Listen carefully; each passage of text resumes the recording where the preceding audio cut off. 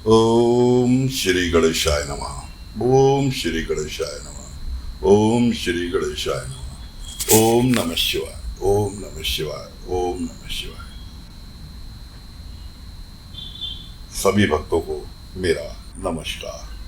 साथियों, कथा प्रारंभ करते हैं। आज सुनाने जा रहे हैं आपको शिव महापुराण का अध्याय 16। सूत जी महाराज कथा सुना रहे हैं और ऋषि मुनि कथा सुन रहे हैं, और साथ साथ उनके साथ साथ इस वक्त आप भी सुन रहे हैं। तो ऋषियों ने बोला, साधु शिरोमणि, अब आप हमें पार्थिव प्रतिमा की पूजा का विधान बताइए, जिसके फलस्वरूप समस्त अभिष्ट वस्तुओं की प्राप्ति होती है। सूत जी बोले, महर्षियों, तुम लोगों ने बहुत उत्तम प्रश्न पूछा है। पार्थिव प्रतिमा का पूजन सदा संपूर्ण मनोरथों को प्रदान करने वाला है एवं दुख का तत्काल निवारक है। मैं उसका वर्णन करता हूँ, तुम सभी उसको ध्यान से सुनो। इस भूतल पर पृथ्वी आदि की बनी हुई देव प्रतिमाओं की पूजा अभिष्टदायक मानी गई है। निश्चय ही इनमें पुरुषों का और स्त्रियों का भी अधिकार है। नदी, पोखरे अथवा कुएं में प्रवेश करके पानी के भीतर से मिट्टी ले आए, फिर गंध चूर्ण के द्वारा उसको संशोधन करें और शुद्ध मंडप में रखकर उसे महीन पीसे और साने। इसके पश्चात हाथ से प्रतिमा बनाकर दूध से उसका संस्कार करें। उस प्रतिमा में अंग प्रत्यंग अच्छी तरह प्रकट हुए हों एवं वह सभी प्रकार के अस्त्र शस्त्रों से संपन्न बनाई गई हो। तदंतर उसे पद्मासन पर स्थापित करके आदर पूर्वक उसका पूजन करें। गणेश, सूर्य, विष्णु, दुर्गा, शिव की प्रतिमा का, शिव का एक शिवलिंग का द्विज को सदा पूजन करना चाहिए। षडोपचार पूजन जनित फल की सिद्धि के लिए 16 उपचारों द्वारा पूजन करना चाहिए। पुष्प के प्रोक्षण और मंत्र पाठ पूर्वक अभिषेक करें। अघनी के चावल से नैवेद्य तैयार करें। सारा नैवेद्य एक लगभग पाव भर होना चाहिए। घर में पार्थिव पूजन के लिए एक कुंडव और बाहर किसी मनुष्य द्वारा स्थापित शिवलिंग के पूजन के लिए लगभग एक सेर नैवेद्य तैयार करना आवश्यक है। घर में अगर आप पूजा कर रहे हैं तो एक पाव से काम चल जाएगा, लेकिन अगर घर के बाहर सम्मिलित लोगों के साथ पूजन कर रहे हैं तो कम से कम 1 किलो का प्रसाद तैयार करें। देवताओं द्वारा स्थापित शिवलिंग के लिए 3 सेर नैवेद्य अर्पित करना उचित है और स्वयं प्रकट हुए शंभु लिंग के लिए 5 सेर। ऐसा करने पर पूर्ण फल की प्राप्ति समझनी चाहिए। इस प्रकार सहस्त्र बार पूजा करने से द्विज सत्यलोक की प्राप्ति कर लेता है।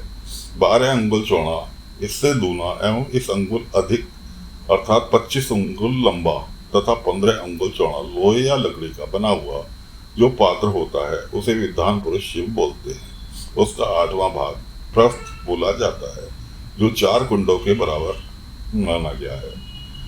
मनुष्य द्वारा स्थापित शिवलिंग के लिए 10 प्रशस्त, ऋषियों द्वारा स्थापित शिवलिंग के लिए 100 प्रशस्त और शंभु शिवलिंग के लिए 1 सहस्त्र प्रशस्त नैवेद्य निवेदन किया जाए तथा जल, तेल आदि गंध द्रव्यों की भी यथा योग्य मात्रा रखनी चाहिए।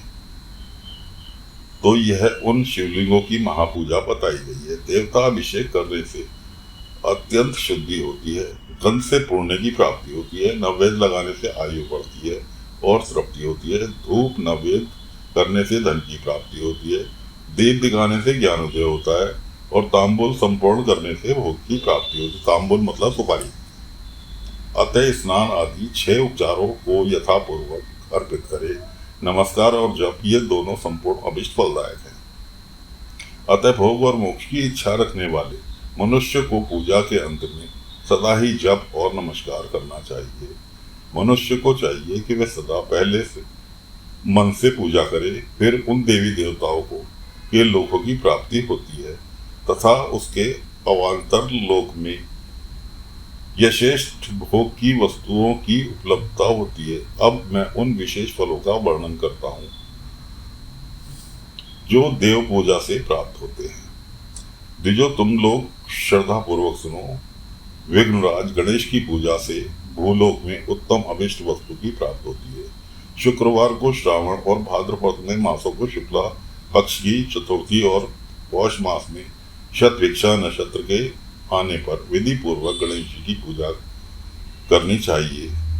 100 या सहस्त्र दिनों में 100 या सहस्त्र बार पूजा करें।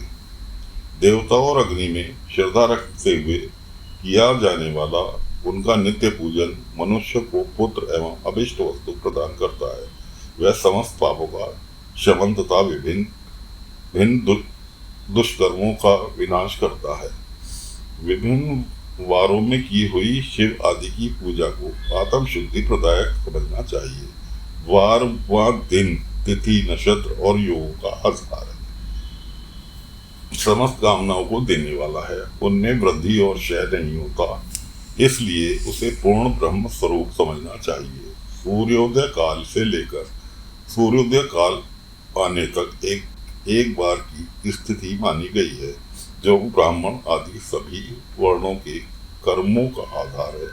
वे तिथि के पूर्व भाग में की हुई पूजा देव पूजा मनुष्य को पूर्ण भोग देने वाली होती है।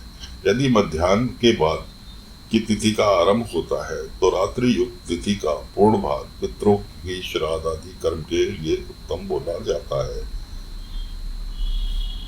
ऐसी तिथि का पर भाग ही दिन से युक्त होता है, अतः वह देव कर्म के लिए प्रशस्त माना गया है। यदि मध्याह्न काल तक तिथि रहे तो उदय व्यापनी तिथि को ही देव कार्य में ग्रहण करना चाहिए। इसी तरह शुभ तिथि एवं नक्षत्र आदि ही देव कार्य में ग्राह्य होते हैं। वार आदि भली भांति विचार करके पूजा और जप इत्यादि करना चाहिए। तो साथियों, सूर्य महाराज विधि बता रहे हैं पूजा करने की। आज की कथा को फिलहाल यहीं विराम देते हैं। आगे की विधि अगले भाग में आपके लिए हाजिर करेंगे। तब तक के लिए आज्ञा दीजिए। ओम नमः शिवाय, ओम नमः शिवाय, ओम नमः शिवाय, ओम नमः शिवाय।